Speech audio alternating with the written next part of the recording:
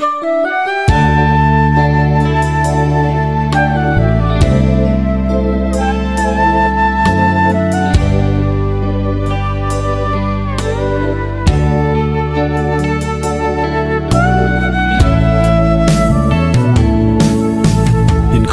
sim amang loading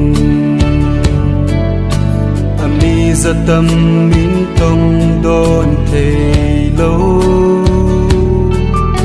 ngày lut sala hin khu gen thei na cheng tho zo lo vin ki gyal sit na le ngày lại pul do na i chỉ hin khu hi alam hil zinge na lum de kahi lo ham na ngai pen kahi lo ham ima an gyalo ka hin khu hi alhem bi ding na oi na ngan si ham nang bo na hi kalung la yai ne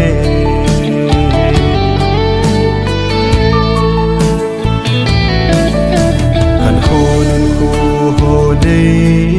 lo bang bi chi tho ha sa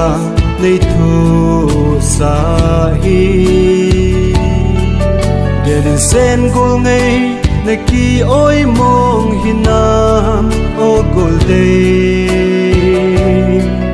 ta gyal sing in ka thu tim thei po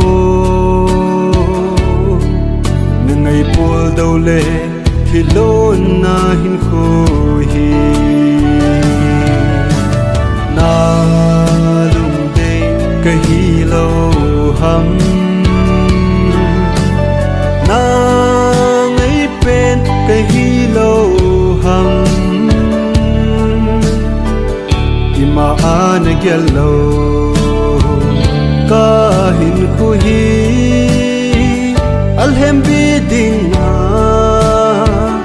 oi na ngan si ham nang bo na hi kalung la yai ne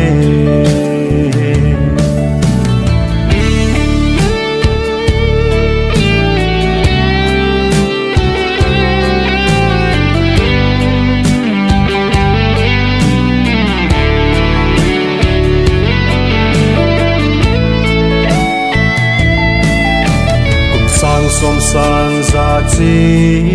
zong le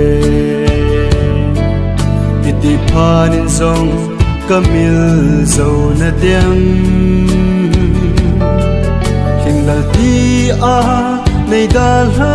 ka hin khu hi hin gelin gen thei cha ga bang khu tu lo ke hin khu dam sung pol do dia lai tan mong ka hi hang kahi lo ham na ngai pen kahi lo ham ima an gyalo ka hin khu hi alhem bi ding na oi na ngan si ham nang bo na hi kalung la yai ne ko hin it na lom lo me ka hin nai si vale kung ki le lo dum